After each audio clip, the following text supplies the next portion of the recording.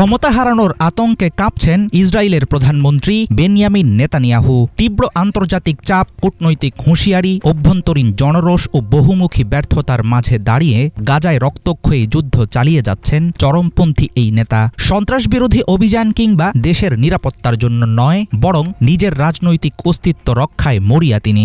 গাজায় হামলা বন্ধের জন্য তেল আবিবের উপর চাপ বাড়াচ্ছে একসময়ের মিত্র যুক্তরাজ্য, ফ্রান্স ও কানাডা। চলমান যুদ্ধ শেষ করতে ব্যর্থ হলে ইসরায়েলের প্রতি মার্কিন সমর্থন প্রত্যাহারে ট্রাম্প প্রশাসনের হুমকির খবর প্রকাশ করেছে প্রভাবশালী গণমাধ্যম ওয়াশিংটন পোস্ট। এমন পরিস্থিতিতে প্রশ্ন উঠেছে, সব হারিয়ে গায়ের জোরে কেন গাজায় হামলা চালাচ্ছেন যুদ্ধবাজ নেতানিয়াহু?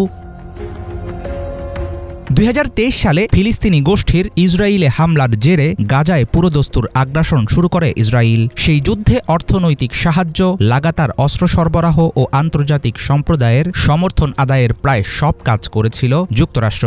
নেতানিয়াহুর অন্যান্য মিত্রদেরও ছিল অকুণ্ঠ সমর্থন। কিন্তু গাজা যুদ্ধ শুধুই সন্ত্রাস দমন কিংবা ইসরায়েলের আত্মরক্ষার লড়াই, এখন আর সেটা বিশ্বাস করছে না আন্তর্জাতিক মহল। পশ্চিমা রাষ্ট্রগুলোর কূটনীতিক থেকে শুরু করে ইসরায়েলের নিজস্ব রাজনীতিবিদ এবং দেশের জনসাধারণ বুঝতে পারছে, ব্যক্তিগত স্বার্থে বিপুল বাধা সত্ত্বেও যুদ্ধকে টেনে নিয়ে যাচ্ছেন নেতানিয়াহু। ক্ষমতার লোভে অন্ধ এই নেতার ব্যক্তিগত একগুঁয়েমির মূল্য দিচ্ছে ইসরায়েলি যুদ্ধবন্দী ও গাজার জনগণ।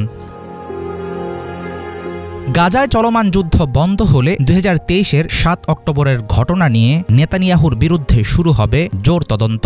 তাকেই নিতে হবে ইসরায়েলের ইতিহাসে সবচেয়ে বড় নিরাপত্তা ব্যর্থতার দায়। যুদ্ধের আওয়াজে যেন চাপা পড়ে থাকে রাজনৈতিক জবাবদিহিতার দাবি, সেজন্যই যুদ্ধকে দীর্ঘায়িত করছেন নেতানিয়াহু। হামাস নির্মূল করার প্রতিশ্রুতি দিলেও এক্ষেত্রে ব্যর্থ হয়েছেন তিনি। এই যুদ্ধ এখন ইসরায়েলের নয়, বরং নেতানিয়াহুর ভবিষ্যৎ বাঁচানোর হাতিয়ার। নিজের মন্ত্রী পরিষদ থেকেও উঠেছে এমন গুঞ্জন। দ্য গার্ডিয়ান ও ফিনান্সিয়াল এক্সপ্রেসের রিপোর্টে উঠে এসেছে এসব তথ্য। গাজা যুদ্ধের কারণে আন্তর্জাতিক অঙ্গনে ব্যাপক সমালোচনার মুখে পড়েছে ইসরায়েল। যুদ্ধাপরাধের অভিযোগে নেতানিয়াহুর বিরুদ্ধে জারি আছে আন্তর্জাতিক অপরাধ আদালতের গ্রেফতারি পরোয়ানা। যুদ্ধের ব্যয় মেটাতে হিমশিম খাচ্ছে ইসরায়েল। বিনিয়োগ হ্রাস, পর্যটন শিল্পে মন্দা, আন্তর্জাতিক মিত্রদের মুখ ফিরিয়ে নেয়ার মতো ঘটনায় ক্রমাগত দুর্বল হয়ে পড়ছে দেশটির অর্থনীতি। দীর্ঘদিনের মিত্র যুক্তরাষ্ট্রের সঙ্গেও দেখা দিয়েছে টানাপোড়েন। মার্কিন প্রেসিডেন্ট ডোনাল্ড ট্রাম্পের সাম্প্রতিক মধ্যপ্রাচ্য সফর ইসরায়েলকে উপেক্ষা করা এবং সৌদি আরব, কাতার ও সংযুক্ত আরব আমিরাতের সঙ্গে সম্পর্ক বৃদ্ধি তেল আবিবের জন্য ছিল বড় এক কূটনৈতিক ধাক্কা।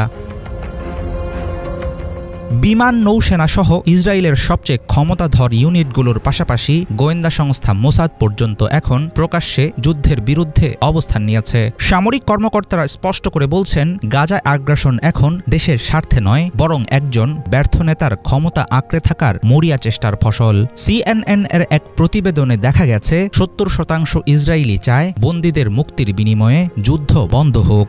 গাজাকে ধ্বংসস্তূপে পরিণত করেও আসলে জিততে পারেননি নেতানিয়াহু। শুধু ফিলিস্তিন নয়, নিজের দেশকেও তিনি ঠেলে দিচ্ছেন ঘোর অন্ধকারে। বিশ্লেষকদের আশঙ্কা, যুদ্ধ জয় তো পরের কথা, চরম অপমান মাথায় নিয়ে নেতানিয়াহুকে ছাড়তে হবে প্রধানমন্ত্রীর আসন।